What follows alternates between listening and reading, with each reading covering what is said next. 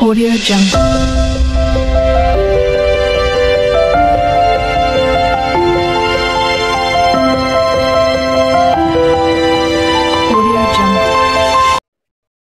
সুপ্রিয় শিক্ষার্থীরা, তোমাদের সকলকে আজকের এই ভিডিওতে সুস্বাগতম জানাচ্ছি।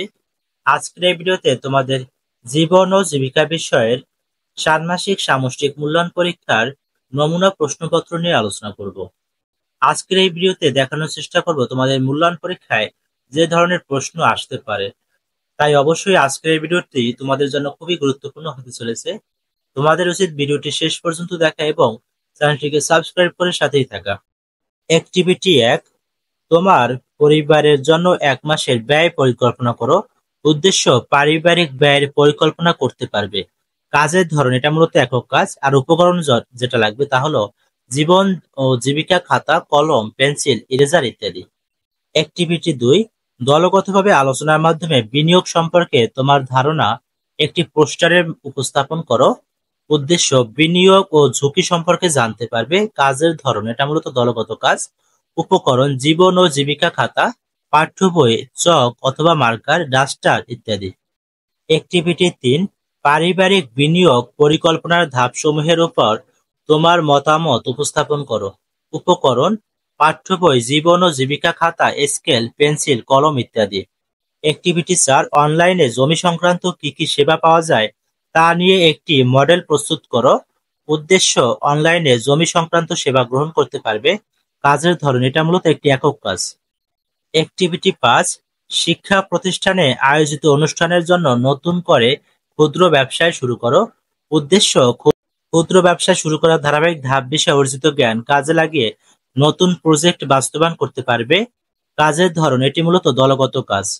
অ্যাক্টিভিটি 6, তোমাদের শিক্ষা প্রতিষ্ঠানে আয়োজিত কোনো একটি অনুষ্ঠানের দিনে দলগতভাবে নিজেদের আইডিয়া অনুযায়ী ব্যবসায় পরিচালনা করার পূর্ণাঙ্গ পরিকল্পনা তৈরি করো এবং তা বাস্তবায়ন করো।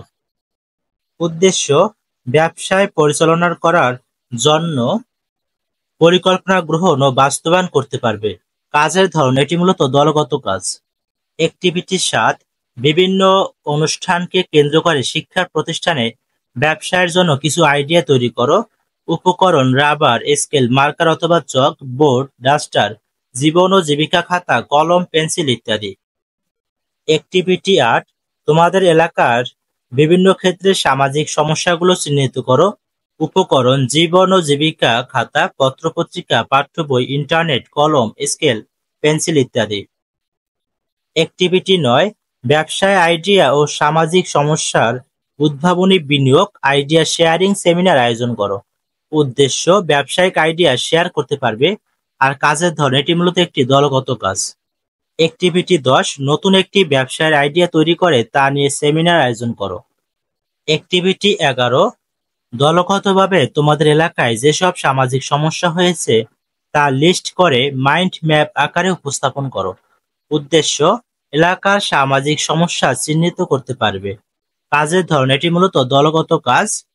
অ্যাক্টিভিটি 12, তোমার এলাকার বা আশেপাশের কোনো একজন মানুষ এমন একটি দুরারোগ্য ব্যাধিতে আক্রান্ত হয়েছে যার চিকিৎসার ব্যয় মেটানোর সামর্থ্য ওই পরিবারের নেই। বিষয়টি প্রত্যক্ষ করে বন্ধুদের নিয়ে তহবিল সংগ্রহের একটি মাইন্ড ম্যাপ তৈরি করো। উদ্দেশ্য, ক্রাউড ফান্ডিং বা গণ অর্থায়নের মাধ্যমে দুরারোগ্য ব্যাধিতে আক্রান্ত ব্যক্তিকে আর্থিক সহযোগিতার জন্য তহবিল সংগ্রহ।